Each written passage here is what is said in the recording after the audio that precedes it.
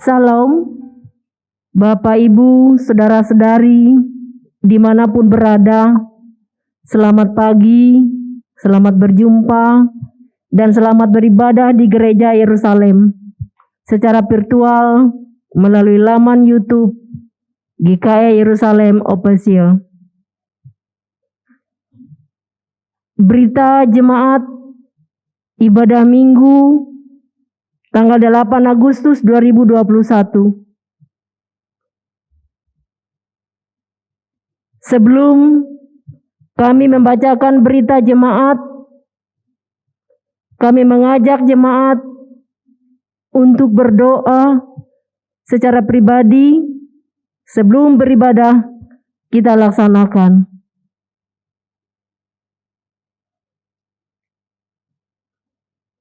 Pada kebaktian Minggu tanggal 8 Agustus 2021 pukul 9 WIB, pendeta yang melayani kita yaitu Pendeta Santi Miawati MTH dibantu oleh Penetua Diakon Jemaat GKI Yerusalem.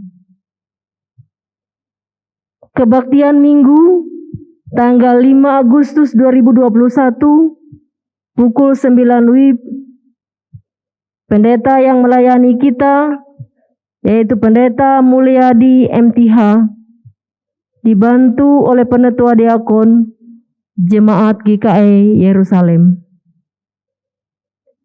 Panitia Pembangunan Gereja GKI Yerusalem menyampaikan terima kasih kepada anggota jemaat yang telah memberikan bantuan dana untuk menyelesaikan pekerjaan atap gereja GKI Yerusalem dan sudah diterima oleh panitia pembangunan. Tuhan Yesus memberkati. Diinformasikan kepada seluruh jemaat GKI Yerusalem bahwa pelayanan kunjungan kasih, ibadah kategorial, SPPR, SPB, SPPR Pemuda untuk sementara waktu ke depan ditiadakan mengingat pandemi COVID-19 dan varian lainnya semakin membahayakan.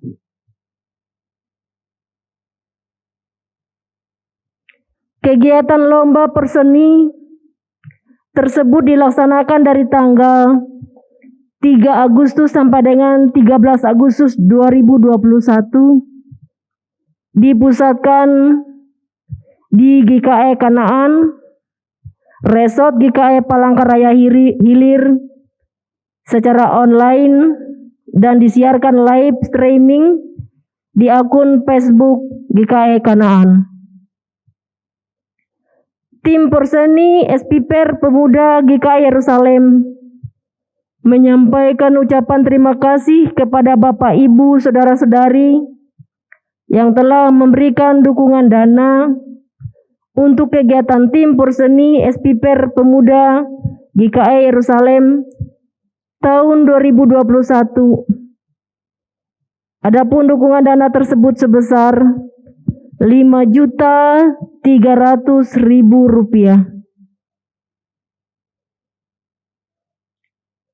Mohon dukungan doa dari anggota jemaat bagi anggota jemaat yang sakit, baik yang dirawat di rumah maupun dirawat di rumah sakit.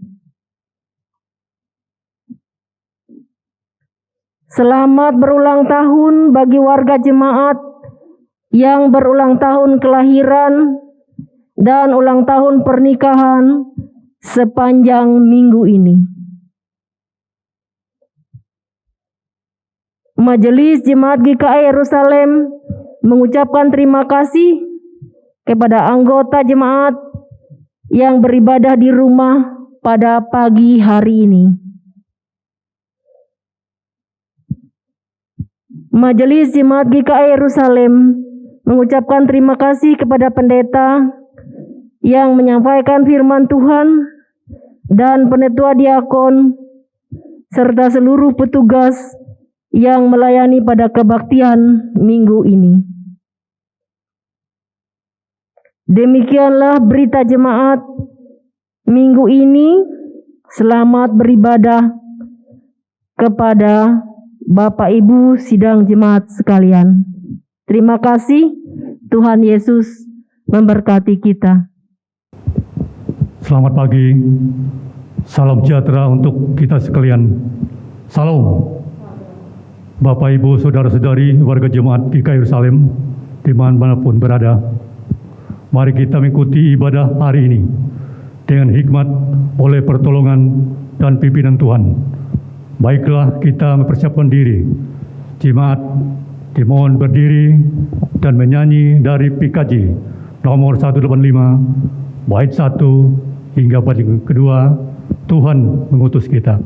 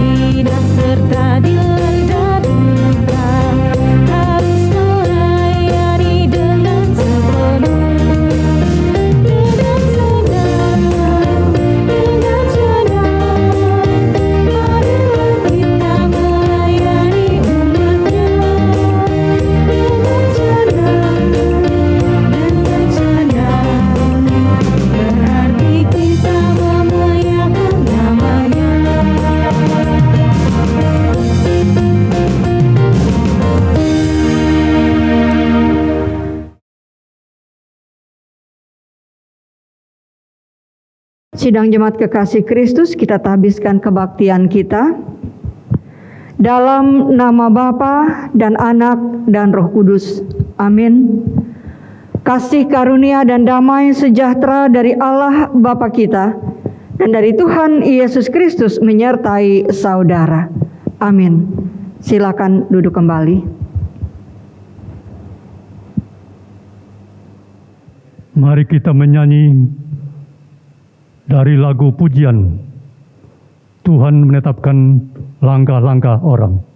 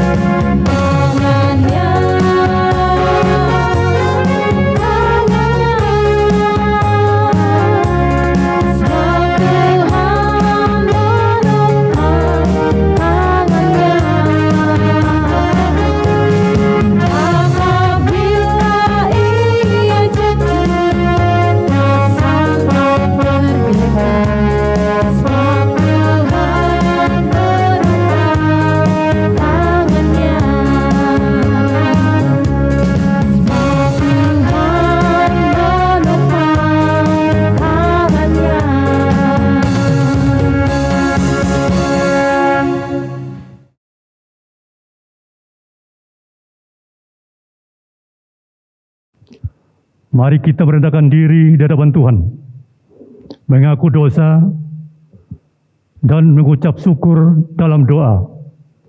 Mari kita berdoa.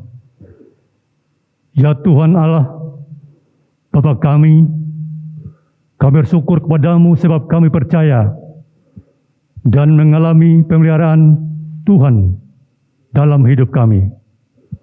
Kami merasa tuntunan tangan Tuhan di setiap suka duka kami, sehingga iman kami selalu dikuatkan.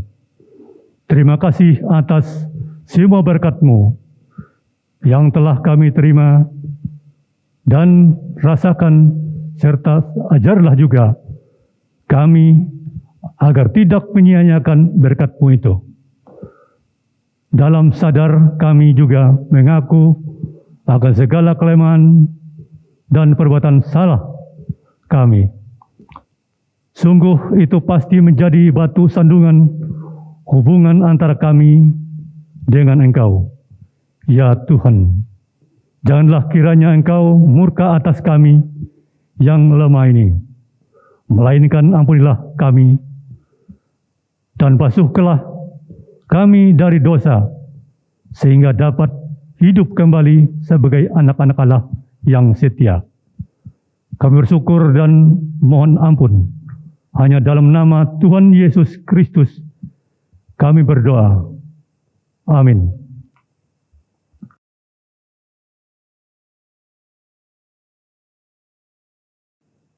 Bacaan Alkitab. Marilah kita mendengar firman Allah yang tertulis dalam kitab 2 Samuel pasal 18 ayat ke-31 hingga 33. Yang demikian bunyinya. Maka datanglah orang Ethiopia itu. Kata orang Ethiopia itu, Tuanku Raja mendapat kabar yang baik. Sebab Tuhan telah memberi keadilan kepadamu pada hari ini, dengan melepaskan Tuanku dari tangan semua orang yang bangkit menentang Tuanku. Tetapi bertanyalah Raja kepada orang Ethiopia itu, selamatkah Absalom, orang muda itu? Jawab orang Ethiopia itu, biarlah seperti orang muda itu musuh Tuanku Raja, dan semua orang yang bangkit menentang Tuanku untuk berbuat jahat. Kesedihan Daud. Maka terkejutlah raja, dan dengan sedih ia naik ke ujung pintu gerbang lalu menangis. Dan beginilah perkataannya sambil berjalan, anakku Absalom, anakku Absalom. Ah, kalau aku mati menggantikan engkau, Absalom, anakku.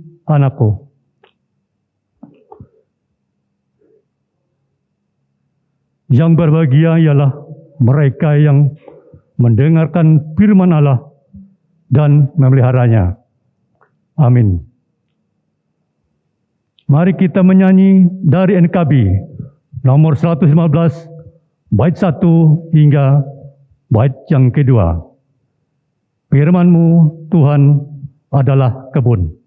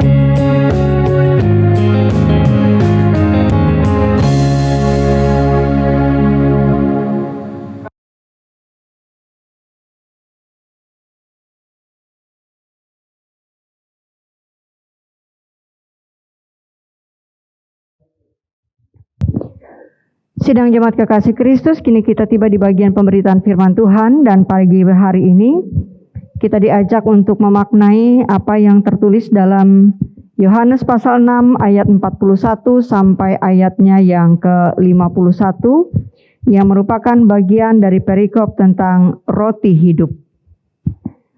Mari sebelum kita membaca dan kita memaknai pemberitaan firman Tuhan, kita bersatu dalam doa.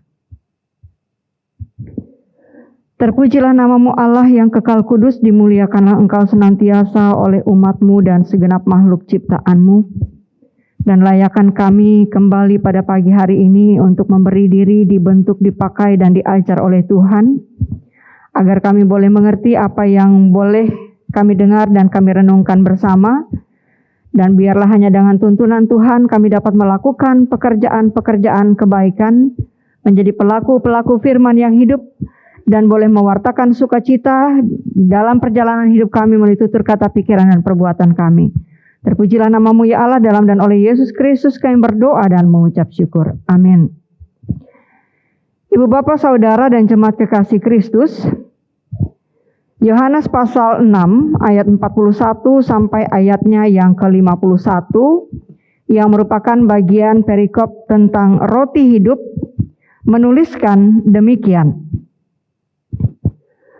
Maka bersungut-sungutlah orang Yahudi tentang dia, karena ia telah mengatakan, akulah roti yang telah turun dari sorga.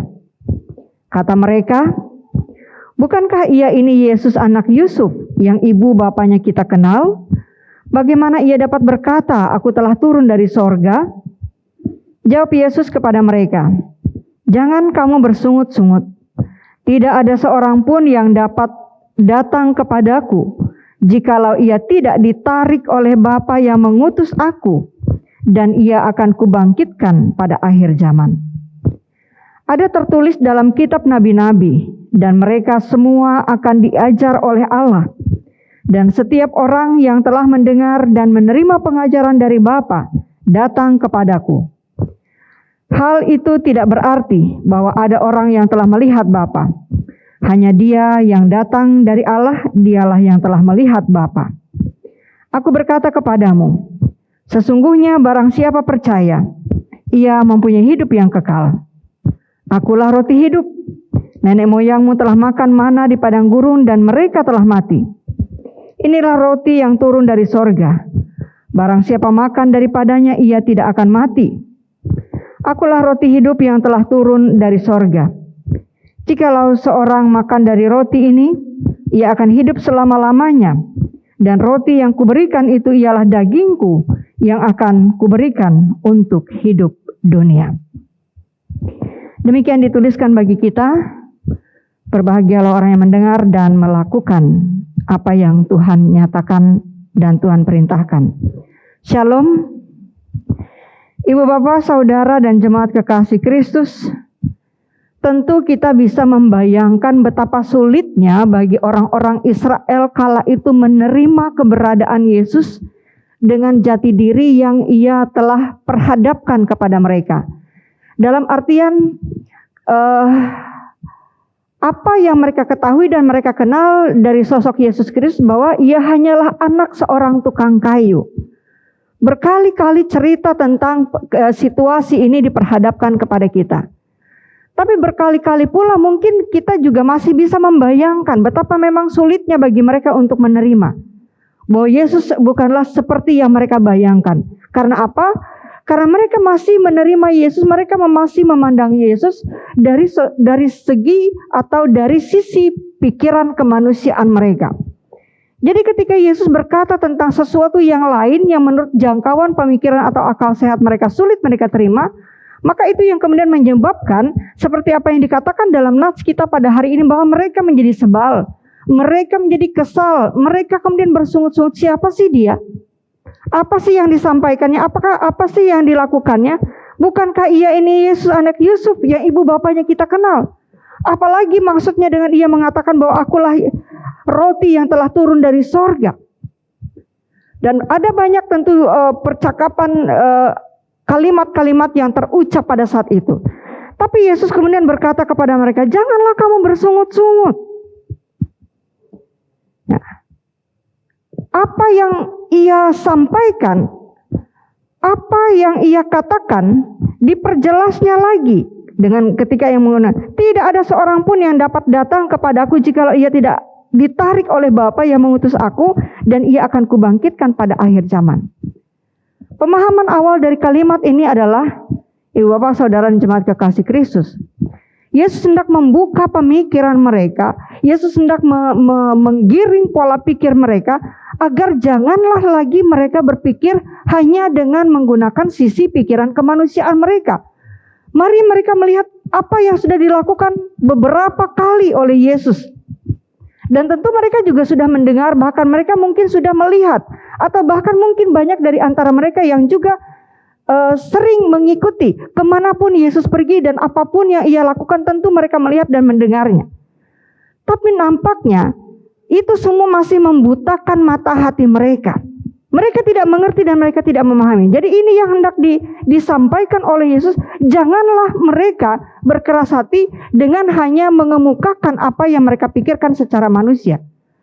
Tapi dengan mereka membuka pikiran mereka dan melihat apa yang dilakukan oleh Yesus, maka akan menolong mereka untuk melihat dan untuk bisa mengakui serta menyampaikan ucapan yang berbeda. Bahwa apa yang dilakukan oleh Yesus adalah sesuatu yang menjadi kebutuhan mereka selama ini. Dan hal ini diingatkan oleh Yesus kepada mereka. Saudara dan ibu bapak kekasih Kristus, oleh sebab itu tentu kita merasa lebih beruntung dan jauh lebih beruntung.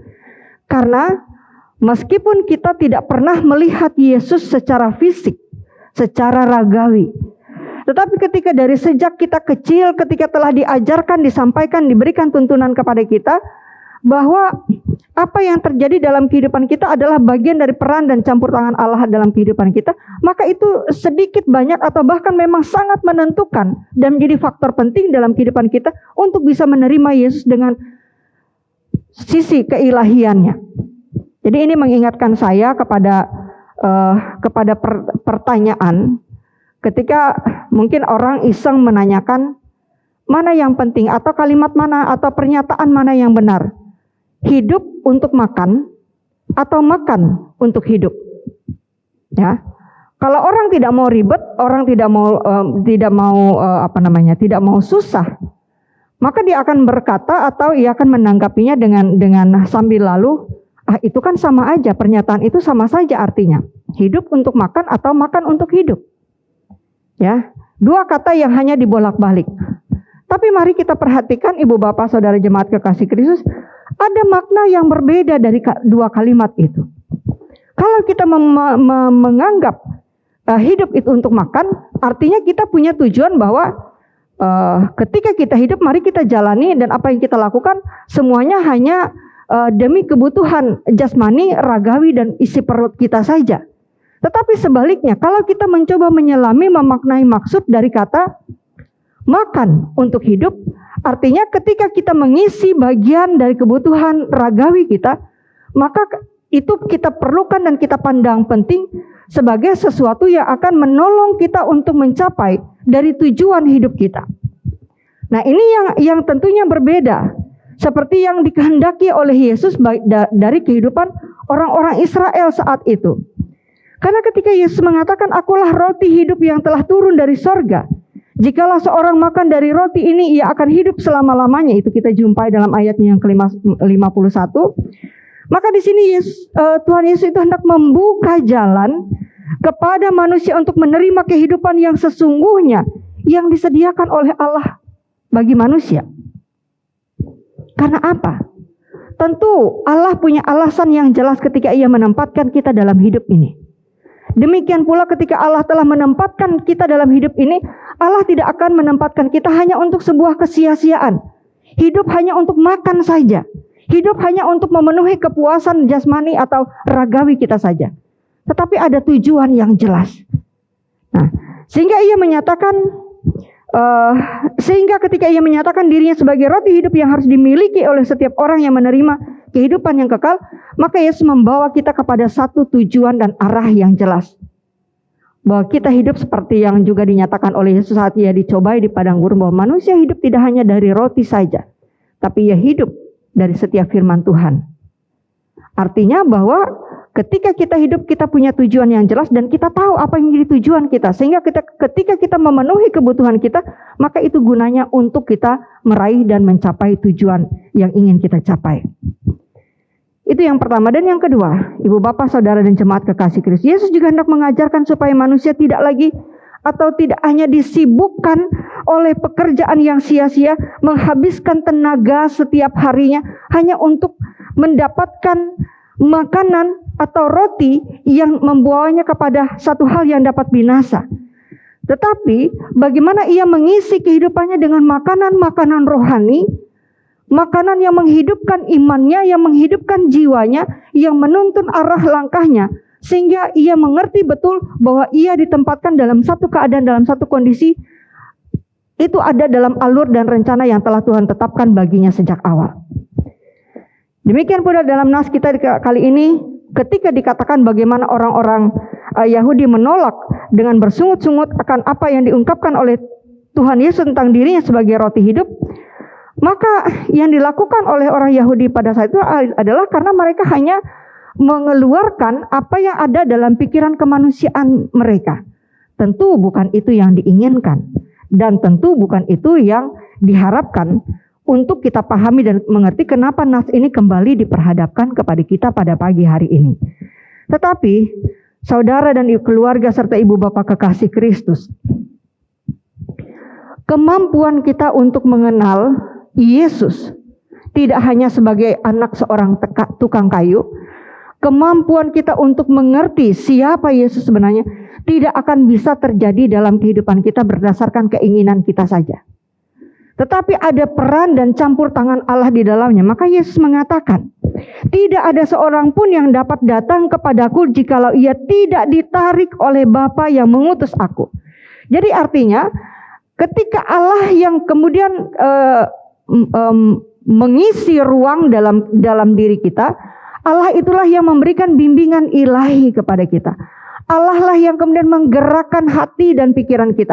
Allah lah yang kemudian menuntun pemikiran-pemikiran kita, sehingga kita tidak tinggal tetap dalam ketidakmengertian kita. Nah, tidak tinggal tetap dalam kekerasan hati kita. Tapi ketika kita membiarkan kekerasan hati kita yang mengemuka, maka bimbingan Allah itu menjadi kabur. Kita tidak bisa menangkap itu.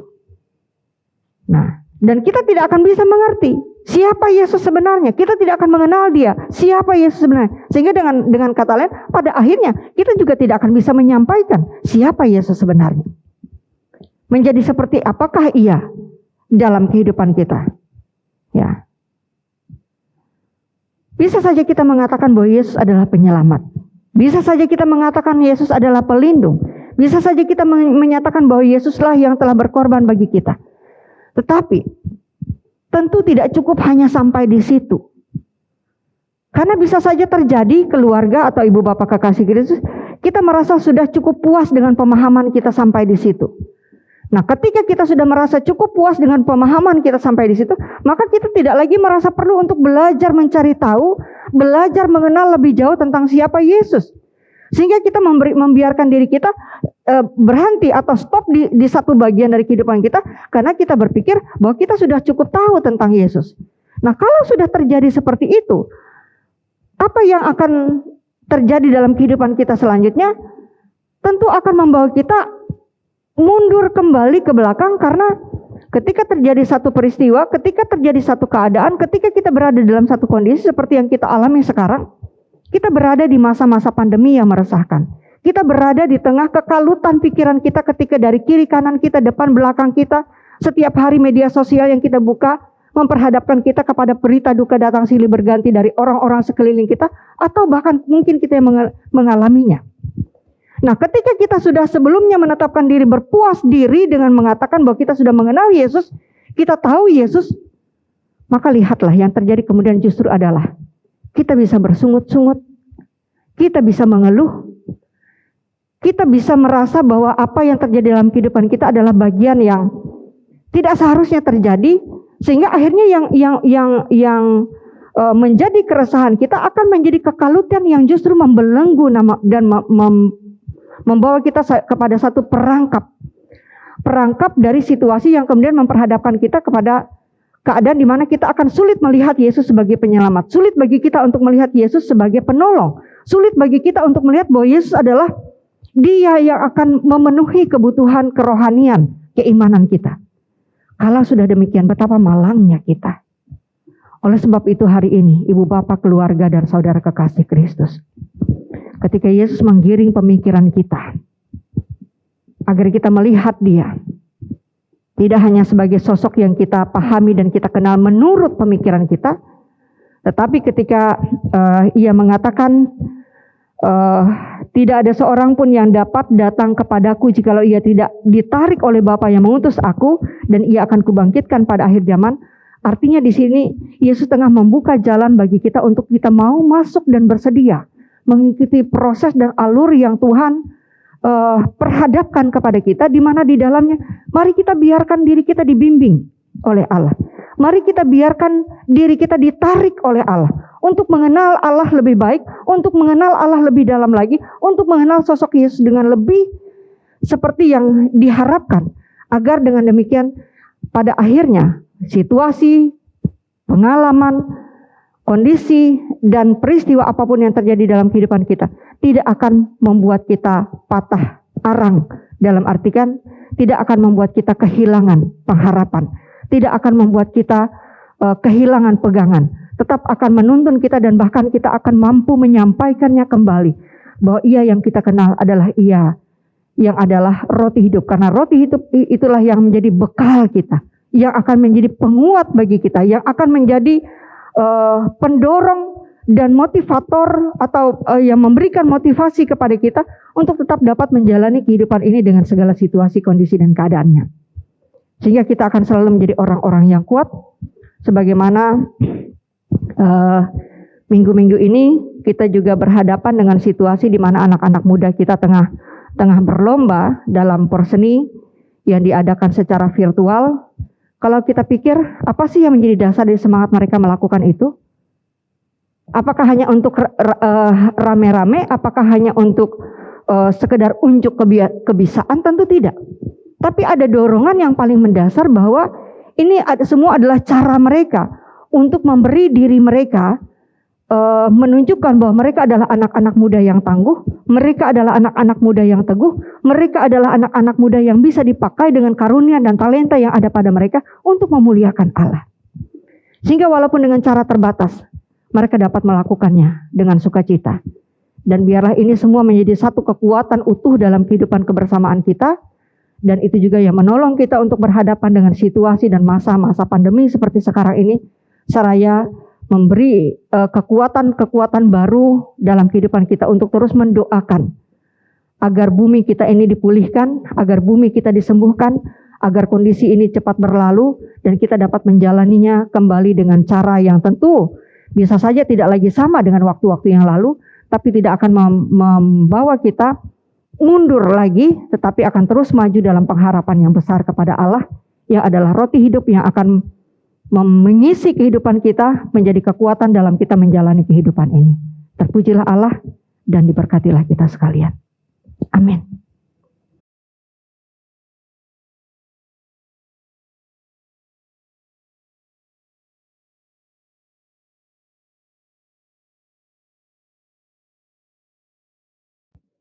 Mari kita berdoa. Terima kasih Tuhan untuk semua hal yang telah Kau nyatakan dan Kau ajarkan agar kami mengerti. Dan pada pagi hari ini ketika kami bersatu hati, berseru, memohon dan meminta kepada Tuhan, maka biarlah nama Tuhan boleh kami muliakan. Dan pegangan hidup kami adalah Engkau, roti hidup, yang akan terus mengisi kehidupan kami, membekali kami dengan kekuatan-kekuatan baru untuk menghadapi perjalanan hidup kami masing-masing.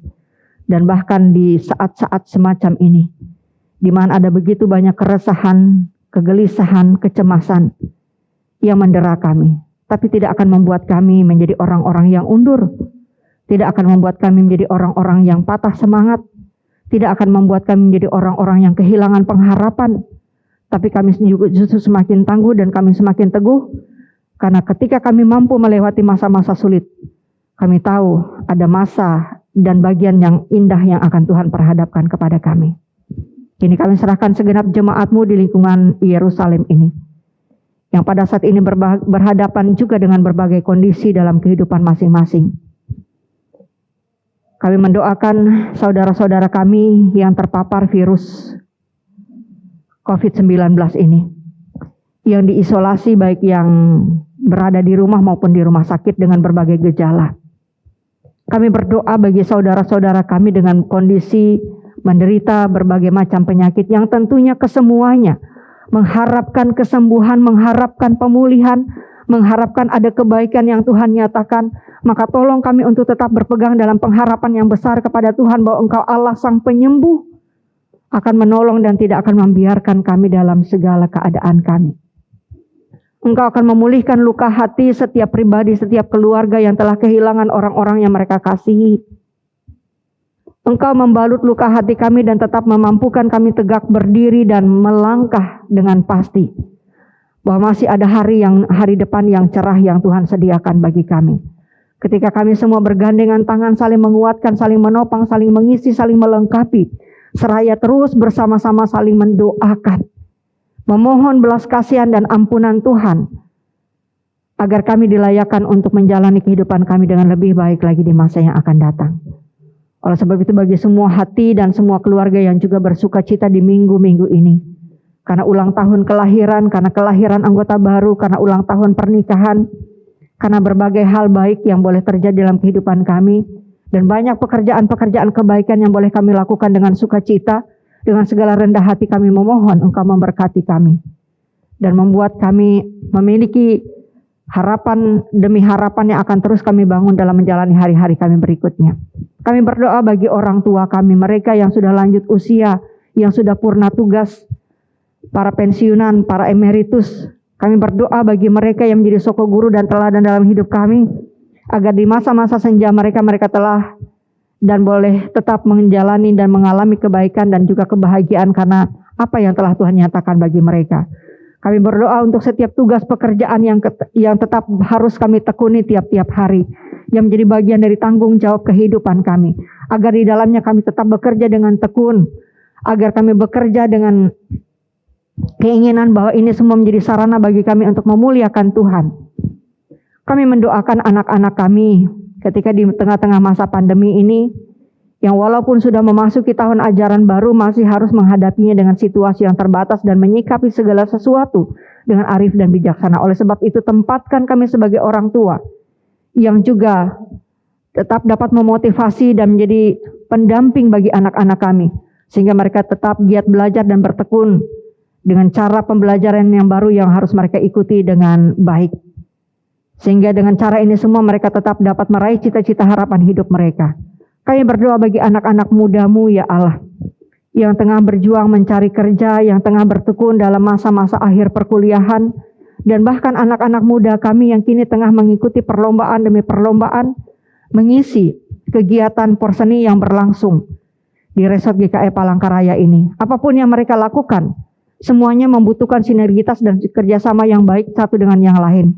Dan apa yang terlihat menunjukkan bagian yang tersirat yang mereka tampilkan, bahwa di dalamnya ada kerjasama, di dalamnya ada kebersamaan, di dalamnya ada keinginan untuk memuliakan Tuhan dengan apa yang telah Tuhan berikan bagi mereka untuk mereka kelola sebagai bagian dari karunia dan talenta kehidupan kemudaan mereka.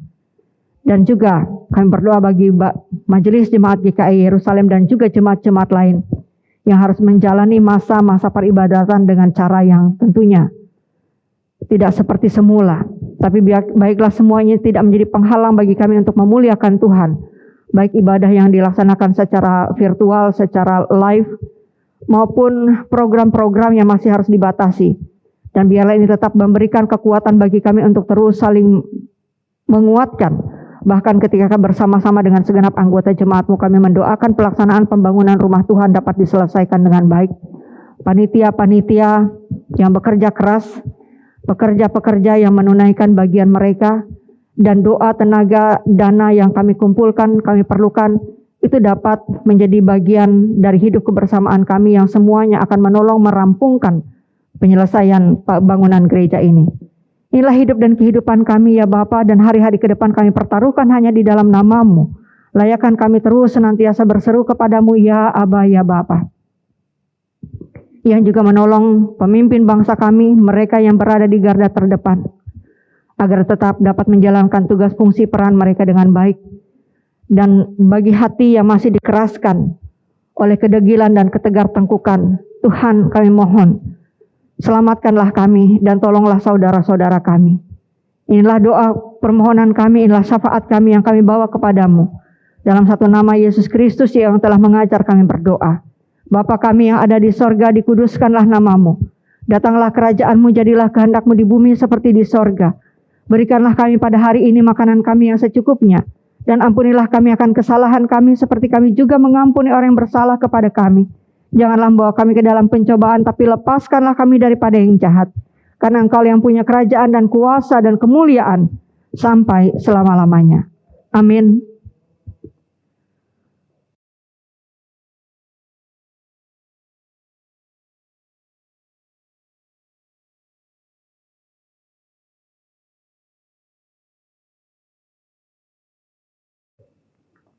Persembahan syukur.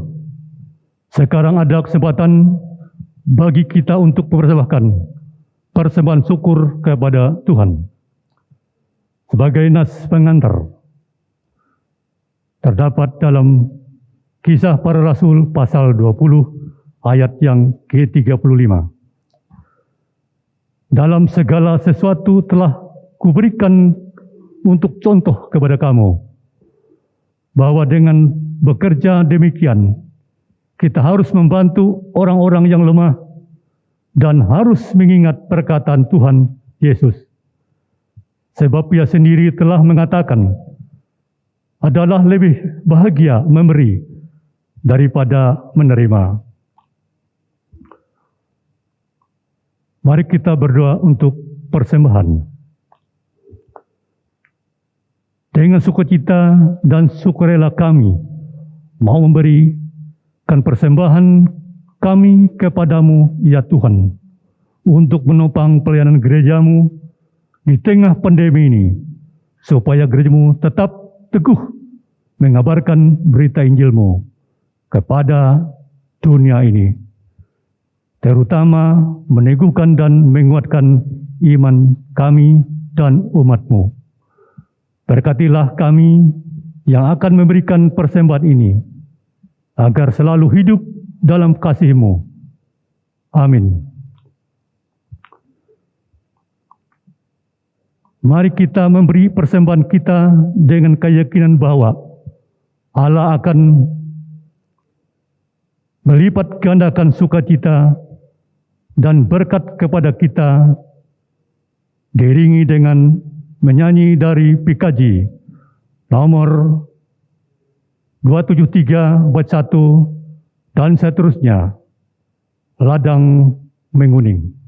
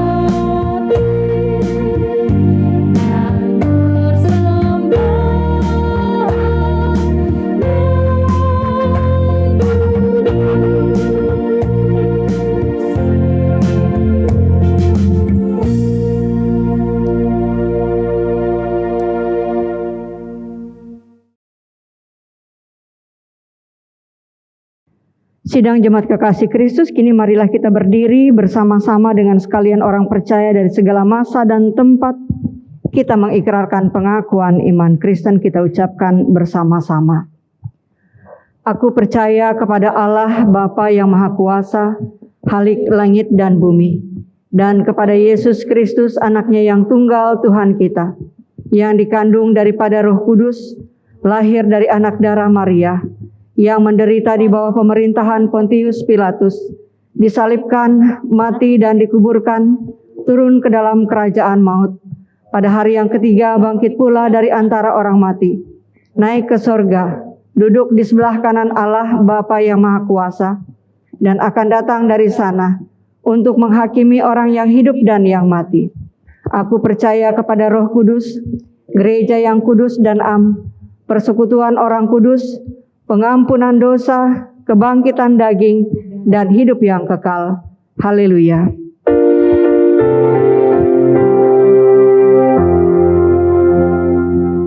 Haleluya.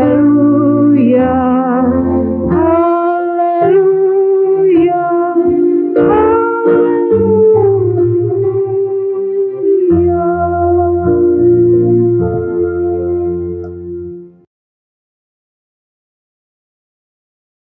Sidang jemaat kekasih Kristus, bersama kita mengakhiri kebaktian kita dengan menerima berkat-Nya. Tuhan memberkati engkau dan melindungi engkau. Tuhan menyinari engkau dengan wajah-Nya dan memberi engkau kasih karunia. Tuhan menghadapkan wajah-Nya kepadamu dan memberi engkau damai sejahtera. Amin.